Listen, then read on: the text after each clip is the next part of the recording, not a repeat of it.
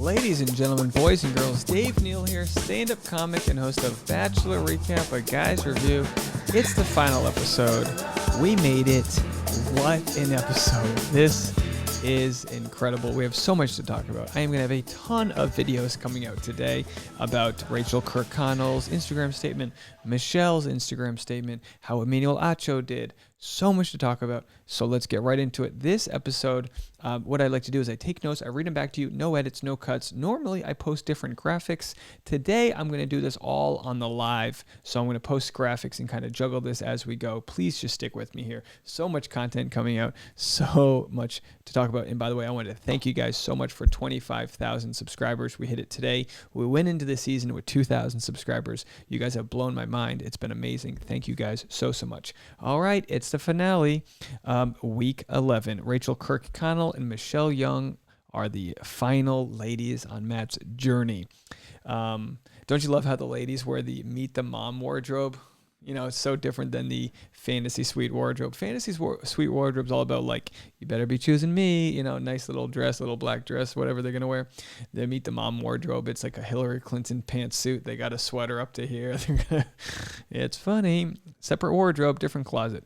Matt's mom and brother show up. Michelle meets them, hugs, flowers. That's how you do it. Textbook entrance. Michelle has the Meet the Mom advantage as a teacher. That's not fair. Michelle's got the advantage. All those parent-teacher conferences, they're like open mics for these instances. She's got it covered. It looks like she got his brother's approval, his mom's. Like, the mom's a ball of emotions. She's really sweet. She's crying. She's so happy for her son. Matt hits Michelle with an aggressive snowball. Solid body shot. Did you see? He really wound up. He was pretty good there. That's how you do it. You look, hey, come on, it was soft powdered snow. You can hit somebody as hard as you want. It's when it's the ice that's a problem. You don't want to hit someone too hard with the ice. But send him a body shot. Pack the snow. I loved watching Matt just run away from the snow and his problems. All right, folks. But he was just like, he's so light on his feet. You know what I mean? All right, it's Rachel's turn. We're going to barrel through this because there's so much in the after final rose to talk about. Rachael meets the family. We all know how this ends, right? We all know how it's going to go down. So we're watching this going like, oh boy, let's see, where Matt starts to change his mind. Matt's brother asks Rachael if she's ever truly been in love, and she says no. She says Matt's her other half. Matt says the way Rachael carries herself will foreshadow how she handles more important things as they come, which will be very interesting. So he says he's foreshadowing that he thinks she's going to handle herself well in the future. So that was a weird soundbite to get because, as we know, there's going to be a lot to unpack there. So Matt's family liked both ladies. I mean, why wouldn't they? These are two great women. He had like 40 to choose from. The initial casting probably went from tens of thousands of women. So they got the tens of thousands down to two great women. You got two beautiful women, dynamic. They both knocked it out of the park with Matt's parents. Matt sees Chris Harrison for some therapy. Matt says he's pumping the brakes. Let's go to the Matt picture here. Oh, that's not the one. Is this the one? Matt says he's pumping the brakes on wondering if this is something he can commit to right now. And Chris Harrison kind of pushes him on that, and he says, you're silly if you don't change your mind with new information. And then Chris is like, you mean new information being your mom coming here and telling you, to be careful? So it was kind of interesting, this little dynamic they had. Matt basically says he doesn't want to rush into any judgments, but dude, that's what the show is. This is why the success rate of the show is only 4%, because you rush into judgment. So you got to give Matt's logic some credit here. He knows things don't work out on the show, and he's a little bit nervous to propose. Got to give him credit there. Last date with Michelle. Next day, rappelling down the side of a building. Love requires a leap of faith. Hopefully the instructors are better than Rachel's skydiving guy. Hopefully that little, Teen Blues Clues character with the little glasses, got a little week off here because we don't want anyone dying as they go down a Jason Bourne wall. I get the stunts. I get what they're trying to do. They're trying to add action because it gets kind of boring with only a couple people left. I get it, but also it's annoying. I would have rather them not do the stunts of her rappelling down a building and maybe added Brie to the after the final rose. Maybe make the after the final rose longer. They cut Brie out. No wonder she unfollowed everybody. So they do the evening date. Michelle gives Matt a jersey and a team name, World Changing Warriors. She got herself a jersey with his last name on it. Okay, I like the ambition. That's the good dedication right there. So, of course, Matt responds by telling her he's having doubts. it's like, dude, she hasn't even paid off the jersey yet. It's still on her credit card. Give her a second. She owes a couple $100. Jerseys are expensive to make, a custom-made jersey.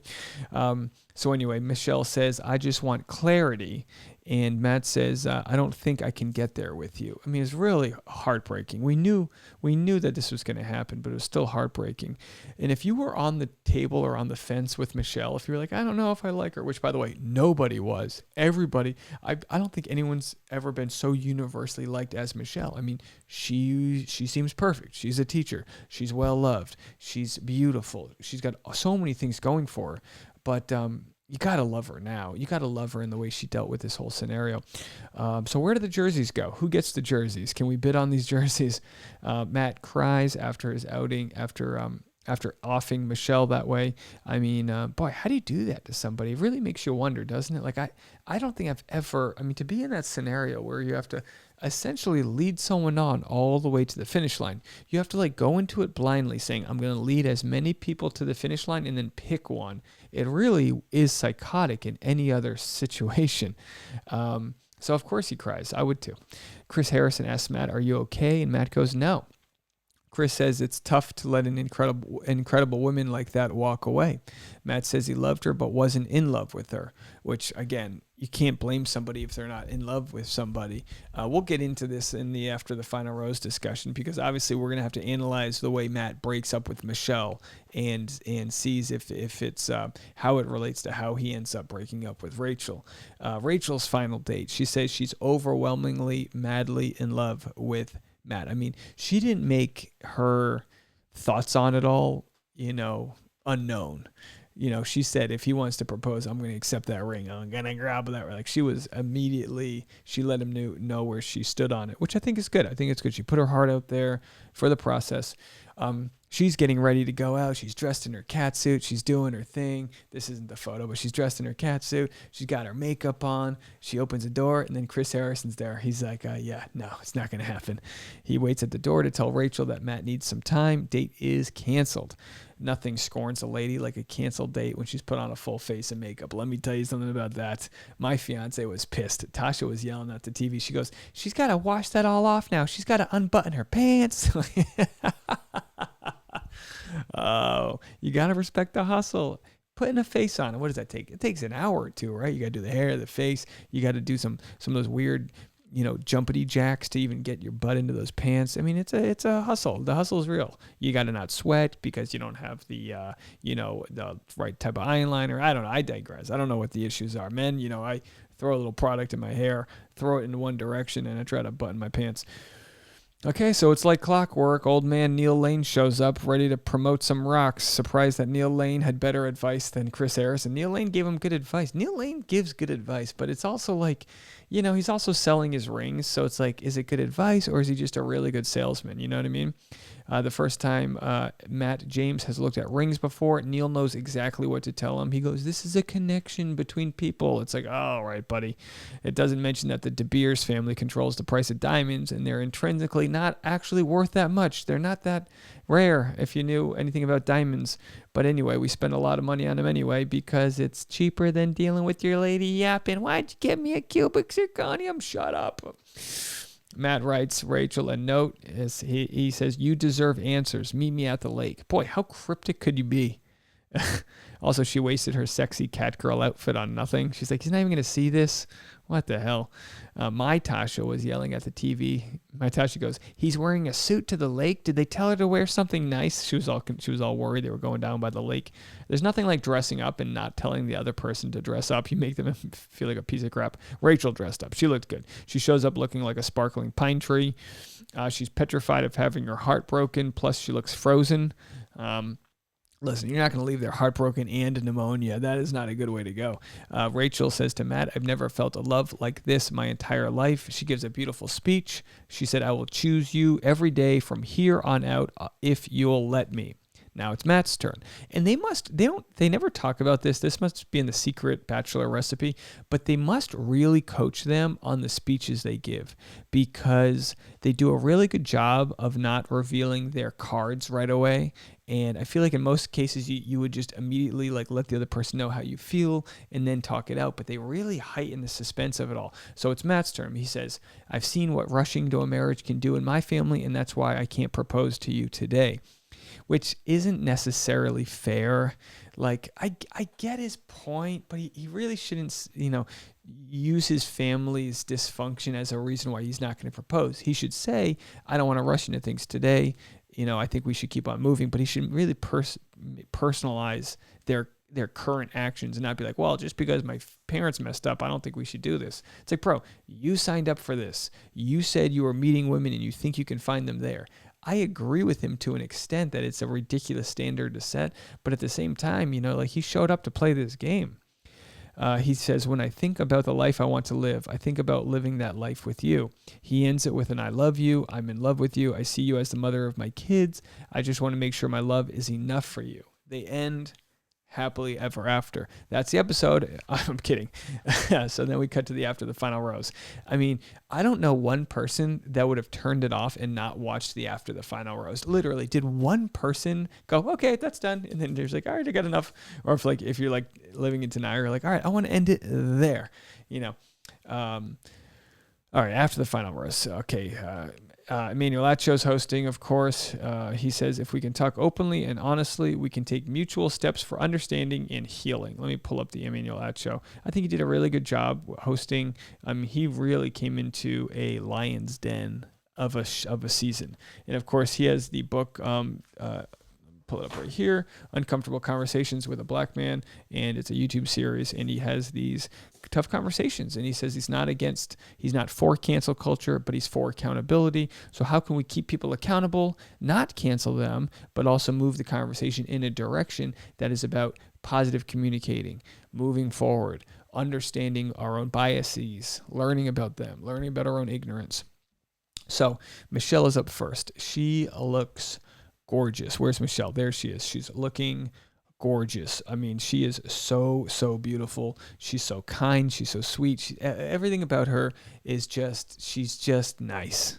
She's a teacher. How essential is she to the world? Her poor students are like, please don't leave us. We loved you. So she's up first, black shimmering dress. Michelle feels like she didn't get the closure she needed after their breakup. This is where it gets interesting. It's like 2 hours into the episode, we start to get interesting. Michelle asked to talk with Matt for 2 minutes to say her piece. He refused to have that convo with her. She says she deserved that closure. Michelle then speaks about Rachael Kirkconnell's issues. She said, I feel like Rachael has a good heart. I do, but there's a lot of learning. It comes off very inconsiderate. I really like the way she tackled that. She says, I met her. She has a good heart, but this is the problem. On Chris Harrison coming to Rachel's defense, she said it was another weight that was added onto the already difficult feelings. And that's part of the problem. There was so much, there could have been so much de-escalating in conversations, and instead it just got worse and worse. And I think part of it, obviously there was a lot of ignorances, but part of it was a fact that I think Chris Harrison was trying to save the conversations to the end of the season. Like, you're going to have to wait and see how it goes. And it's just like, instead of putting the fire out, he just tried to divert it so that the Bachelor franchise could monetize it. That's exactly how it goes. And it blew up in his face. So then Matt joins Michelle. She tells him, the moment you left, I crumbled. I had to walk away without closure. I wasn't okay. Producers were in my room seeing how bad I was hurting. She just wanted inner peace, and he said no. So this is a really bad look for Matt. And again, we don't know. Maybe he tried to contact her, but he didn't push hard enough. We don't know for sure. But this is where he doesn't have the emotional intelligence to say, I led her all the way to the finish line and then dumped her as she was opening up to me.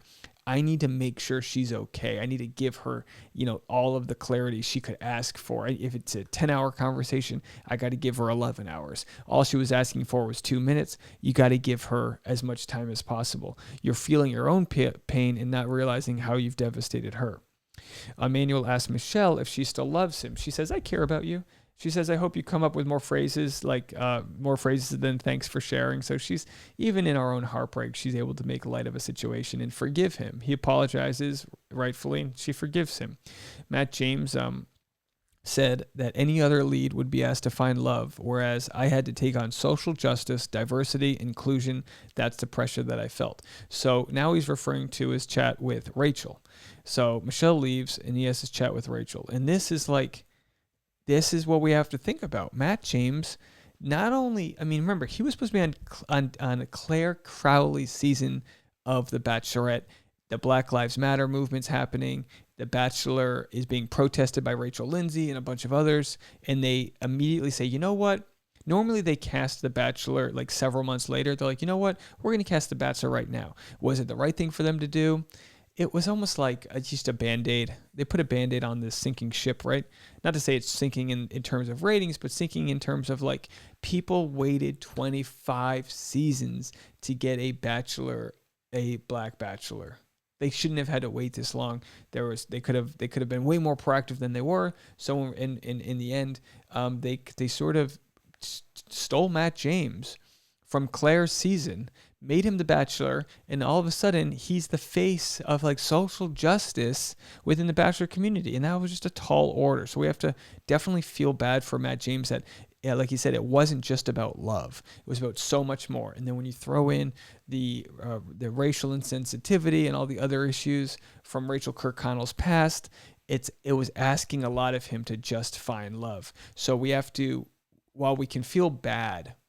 You can look at it this different ways. I've said this before in the live stream. You can walk and chew gum at the same time. You can feel bad for how crushed Rachael felt and also feel bad for Matt because he's in a lose-lose situation.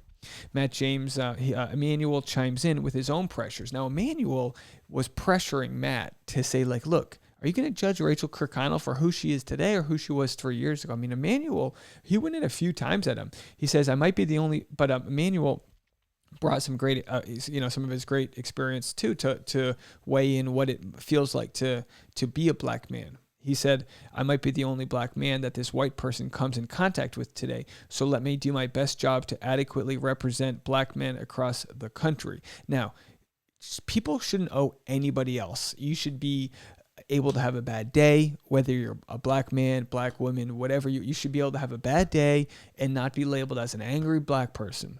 He shouldn't have to deal with this. But as he says, just because he shouldn't have to deal with it doesn't mean he doesn't feel this way, that he feels like he needs to be a positive representation for his community versus a lot of people that can live in a place of privilege where they can just be an a-hole. They can just have a bad day and not think twice about it. So that's some of the pressures that Matt James also said he had to go through by being this like figurehead, this first black bachelor. Matt says that he wanted to come off non-threatening. There are the pressures white people don't necessarily need to think about. This was very, very interesting chat. This is the type of, I don't think I've ever watched an After the Final Rose twice, but I think I need to rewatch this because there was a lot said there that's very interesting. So in regards to finding out Rachael Kirkconnell, his girlfriend in red here, had issues with her past, Matt says he realized he wasn't okay with it when she apologized. So for at least a month or two, he knew about her past. They must have talked about it.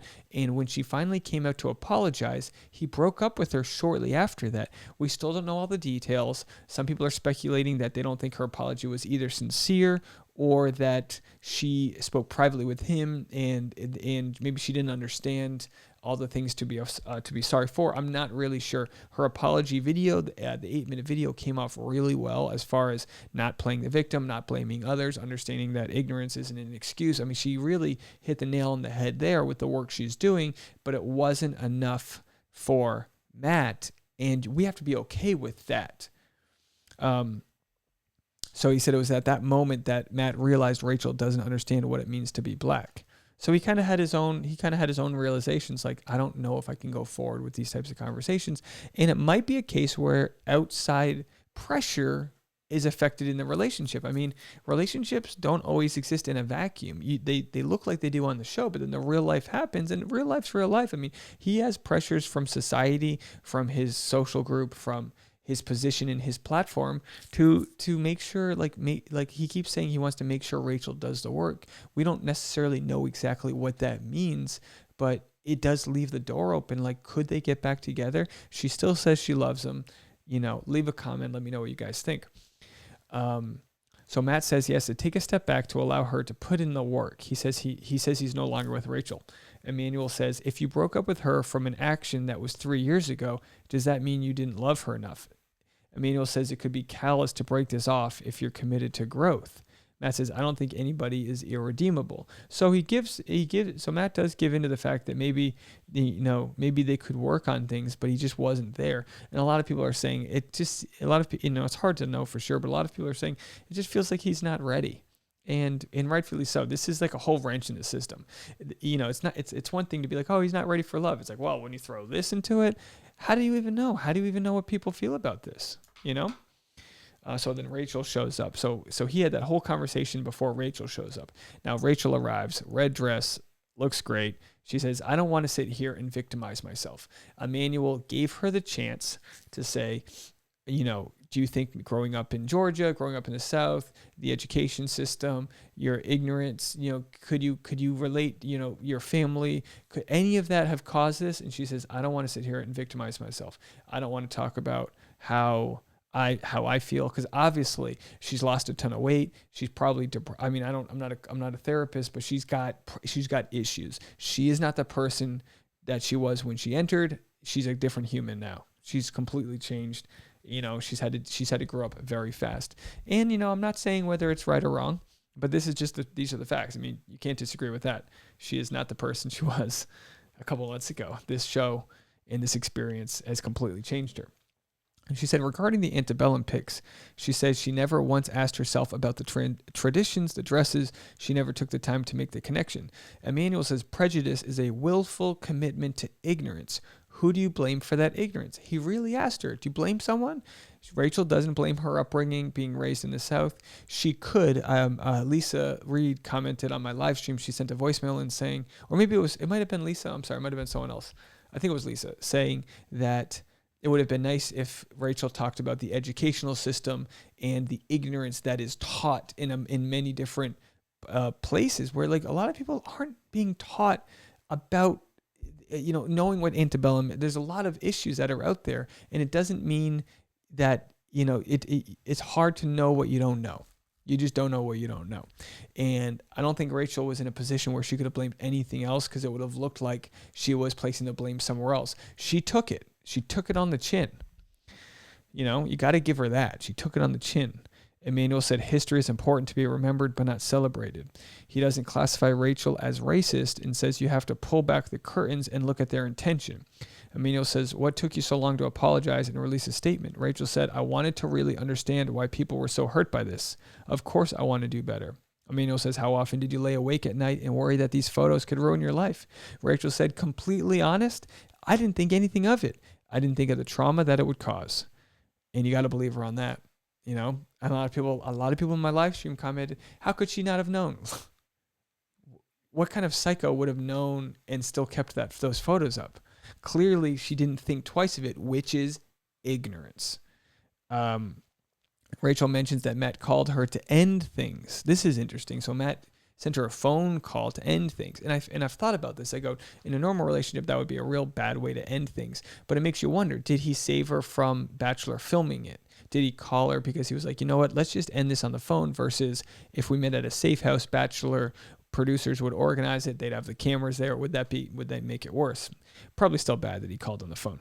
Rachael mentions that Matt called her. She said, it was hard to lose the love of my life and hurt him in doing so. She said she loved him so much and always will do so. Matt and Rachael see each other for the first time since their breakup. Knowing how he broke up with Michelle, I see how he comes across as emotionless in making these decisions. Doesn't mean he's a bad guy. Not attacking Matt. Okay. He obviously has immense pressure from within to make the right decisions, from society. It looked like Emmanuel really wanted them to work things out. I mean, he really tried to press them in ways to see if they could respond in a way that was light at the end of the tunnel. Rachael says, you're the only reason I decided to do the show, every single part of you. Emmanuel said, Matt, is the door slightly open for the relationship for relationship reconciliation? Matt says, the feeling I have for you doesn't go away overnight. I don't want to be emotionally responsible for those tears. So that's what's interesting. What does he mean when he says, I don't want to be emotionally responsible for those tears? So he doesn't want to, I don't even know. I can't fill in the blanks there. Let me know if you think you understand. Emmanuel says, if you never see Matt again, what would you like to communicate to him? And Rachael said, since day one, all I want is for you to be happy. I want what's best for you. I'll always be thankful for everything that we shared. Emmanuel asked them for a final embrace, and he doesn't budge. And I'm like, did he not hear the question? And then Emmanuel ends it with, I applaud the steps you've taken this far. I don't agree with cancel culture, but I do agree with accountability. And that's pretty much how the episode ends. I mean, you guys watched it, right? I know some people don't watch the show and they just catch my recap, so I'm sorry if I'm all over the place here. But this was a wild ride. This was a wild ride. Let me know what you guys think. I got a ton of videos coming out today. We're going to go over Rachael Kirkconnell's Instagram reaction, a Michelle Young appreciation video. I'm going to break down Emmanuel Acho and rating his performance on how he did with this interview, which I think we can all agree he did a really good job. And then we'll play voicemail. So if you want to leave a voicemail, I got the number right there, 401-213-9828. Leave a voicemail. Let me know what you think. Keep it under a minute, and I will play all of your voicemails. Thank you guys so much. And, of course, at the end of this episode, it was announced that Michelle and Katie will be the next Bachelorettes of 2021. I got a whole nother video coming out about that, so stay tuned for that. Hit the subscribe button, and thanks again for 25,000 subscribers. That's all, folks. Bye now.